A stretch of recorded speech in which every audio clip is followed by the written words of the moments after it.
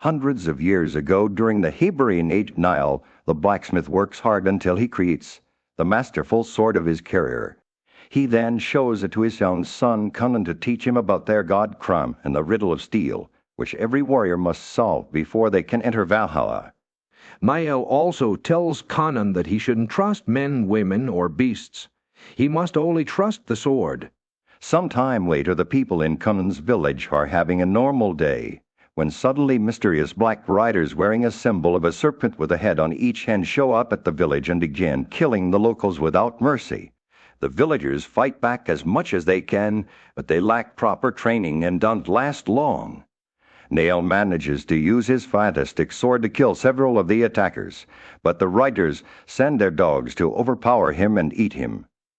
While death and destruction take over the village, and huts are burned down, Conan's mother Maeve takes out her own sword and stands guard over Conan while holding his hand. Volsa, the leader of the attackers, approaches the pair with his two lieutenants Rexor and Thorgrim, who give Volsa the sword they took from Niall's body. At first Maeve continues to stand her ground, but soon Volsa uses his piercing eyes to make her submit. Then he pretends to turn around only to suddenly behead her.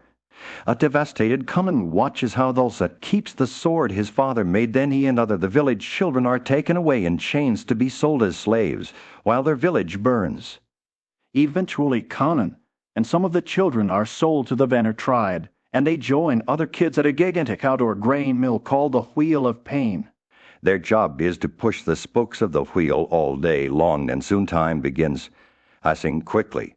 Many years later, Conan is now an adult, and he is the only one left pushing the wheel. One day the mill is shut down and Conan is purchased by Redbeard, who makes him a pit fighter. When he is first thrown into the pit, Conan is very confused, and his enemy manages to quickly wound him by taking advantage of the element of surprise. But quickly Conan catches on and fights back using the muscles and strength he gained through years of pushing the wheel to easily get his first victory. Soon Conan is participating in all sorts of dangerous pit fights and winning them all, earning a flawless reputation and lots of gold for Redbeard, who compensates Conan with weapons, good wine, and even a woman, so he can have his first time. Eventually Conan becomes the local champion, and Redbeard decides to take him to the Far East, where he is trained in all manner of combat skills, weaponry, and philosophy. One evening, after drinking too much, Redbeard takes Conan's headband and destroys it, announcing he is now a free man. On his way out, Conan finds himself being chased by wolves. He climbs a huge rock structure for safety and accidentally falls into a hole, only to discover a mysterious chamber. It turns out this is the tomb of an Atlantean general, so Conan takes the body's ancient sword and other equipment for protection, seeing it as a blessing from Crom. Then Conan goes back outside, and after using the sword to free himself from his shackles, he fights the wolves, killing them to get their pelts. Afterward, Conan travels for a while until he comes across the hut of a beautiful witch who appears to be able to offer glimpses of the future. She invites him in and offers to tell him his fortune. So Conan asks about the symbol of the serpent with two heads that he saw as a child. The witch says she can tell him about it, but she wants something in return. Conan accepts to take care of the witch's need, and in the middle of their shared passion, the witch reveals that hell find the symbol in the land of Zamor. Suddenly the witch begins shape-shifting into a demon and intends to capture Conan, but after some struggle Conan manages to throw her into the fire. The witch explodes in flames, turns into a fireball, and floats around the hut once before rushing out through the woods. The next morning Conan leaves the hut and finds a thief called Sabote chained outside. After exchanging a few words, Conan decides to release him, and they end up teaming up. As the men travel together, Sabote introduces Conan to thievery as a profession, and they move from town to town practicing their trade. Conan also keeps asking everyone they meet if they have seen the strange serpent symbol. An old man tells them that there is a snake cult of growing power with temples in many towns, including this one, but he doesn't know if they use the symbol he seeks. It's still a clue, though, so Sabotai and Conan decide to raid the temple, which is rumored to have great treasures, including a huge ruby called the Eye of the Serpent. As they prepare to climb the temple's tower, they suddenly notice a woman in the shadows, so they confront her and discover that she is also a thief named Valeria. After she accepts to join forces with them, the trade plumbs the tower, and Valeria checks out the upper level while Conan and Sabotai continue down into a pit containing the serpent's eye, which is guarded by a huge snake. Fortunately, the snake is sleeping, so the duo proceeds to steal everything they can carry, including the eye of the serpent. On the upper level, Rachel is the one carrying on the ceremony as a young girl strips and prepares to be thrown into the snake pit to be consumed by the serpent as part of the ritual. Conan is about to leave when he sees a medallion on the wall that matches, the symbol of the killers that destroyed his village.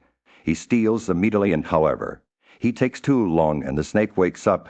The beast immediately attacks, so Conan and Sabotai fight against it to kill it without being heard by the people above. The ceremony reaches its climax, and the girl falls into the pit, only to discover that the snake is dead, and to see the guys getting away. As all the followers panic, Rexor calls the guard to stop them, but Valeria surprises them from behind and kills the guard. Then she pushes him into the pit so she can use the moving rope to escape and join her new friends outside. In order to escape, they just jump into the pool.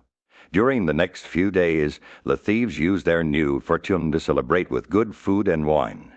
Conan allows Valeria to keep the eye of the serpent, and the two of them start spending lots of naughty time together. Eventually, so much drinking and eating takes a toll on them, and they are so tired that they are easily captured by the king's guard.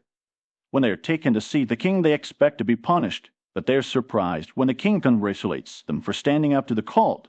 He pays them to go after his daughter, Princess Isamana, who has joined the cult and is currently traveling to meet its leader, Thulsa. Later in private, Valeria explains she doesn't want to risk their current happiness, so she advises against going after the princess. Sadly, she wakes up the next morning to find Conan gone. Has accepted the mission to save the princess, but it's just an excuse to get revenge against Thulsa. Conan begins making his way to Thulsa's mountain of power temple in the east, riding as long as daylight allows it and stopping anyone he sees on the road to ask for clues using the medallion he stole. One day, he comes across a sacred place attended by an old wizard called Akir. The men quickly become friends, and Akir warns Conan of Thulsa's great magical power. Losing Icarus, tips and his camel, Conan disguises himself as a follower and goes to the temple of Set, where he notices the huge amount of followers waiting and the priests who arrive to give out ceremonial robes for the ritual. Conan pretends to need a priest's guidance and asks him to talk in private, only to knock the guy out and steal his uniform. Wearing the priest's robes, Conan sneaks into the group and goes up the temple steps, but one of the guards recognizes the medallion he carries as part of the stolen treasure and warns the lieutenants. While Thulsa offers a speech to his followers, Thorgrim and Rexor surprise Conan from behind and capture him, while all the followers run away in panic. Afterward, Conan is beaten up and taken to Thulsa, who complains about everything Conan did during the last ceremony. Conan points out that Thulsa killed his parents first, but Thulsa did so much killing in his life that he doesn't remember Conan or his village. Then he says that steel is strong, but flesh is stronger, and to prove his point, he sends one of his female followers off a nearby cliff, causing her to fall to her death. In the end, Thulsa orders that Conan be crucified on the tree of war. Conan is left in the desert, nailed to the ancient tree, so he can die slowly and painfully. Sometimes birds land on his body to feed, but even in his weak state, Conan is always quick to scare them off. After a few days, Conan is nearly dead, but thankfully Sabotai shows up to rescue him. Afterward, together with Valeria, Sabotai takes Conan to Akiro for healing. The wizard paints Conan with the script of an ancient language and several symbols. Then he tells them that this night the spirits of the underworld will come and try to take Conan's spirit back with them. Valeria says that she will fight them, and when Akira warns that the gods will extract a heavy price for defying them in such a manner, Valeria swears she is willing to pay it. Later that night, a strong wind begins howling, and the sky turns red. Athara runs to hide in his hut, and when the spirits try to take Conan's body, Valeria jumps on top of him and begins fighting them off, while Sabotai helps her hold Conan down. There's lots of struggle, but Valeria manages to keep all the spirits away, and they leave without Conan. In the morning, Conan wakes up completely healed, and Valeria promises to always fight by his side. Afterward, Conan learns that Thulsa's mountain has cave entrances on the far side connecting with the interior of the temple, so he makes a plan. The trio paints themselves with warrior camouflage and enter the temple through the rear, where they find lots of men working for Thulsa. They quietly make their way inside until they reach the throne room, where people are getting frisky in a big group, while a servant fills bowls with a green stew made of human flesh. Princess Isamina is there too, sitting by the throne where Thulsa is watching everything with his creepy eyes. Suddenly those eyes go from blue to animal-like, and Thulsa transforms into a serpent. Next, the trio splits to proceed with the plan. Valeria sets the drapes on fire, and Sabotai kills the guy serving the stew. As utter chaos takes over the room, the tribe comes out and begins fighting the guards. Thulsa quickly slides his way out of there, and Valeria reaches the throne to grab Isamina, while Sabotai pours the hot stew on the floor to slow the guards down. Rixor shows up and recognizes Conan, so he attacks him with a double-bladed axe, as is joined by Thorgrim, who brings his large warhammer. For a moment, Conan fears that he's becoming overpowered, but suddenly Thorgrim's warhammer dislodges a pillar, causing some of the ornate masonry to fall on him and Rixor, giving Conan a chance to flee. Valeria is having trouble with Isamina because she refuses to leave, so Conan is forced to carry her on his shoulders. The trio runs out of the building as Valeria kills the last few guards who try to follow them. While the group escapes on their horses, Thulsa comes outside in human form and swears revenge. He puts a spell on a snake to transform it into a poison arrow, then he shoots it and wounds Valeria in the leg. Conan rushes to her side, but it's too late. Valeria says this is the payment to the gods Athara mentioned, and dies in Conan's arms. Moments later, he burns Valeria's body at a warrior's funeral, as she deserves.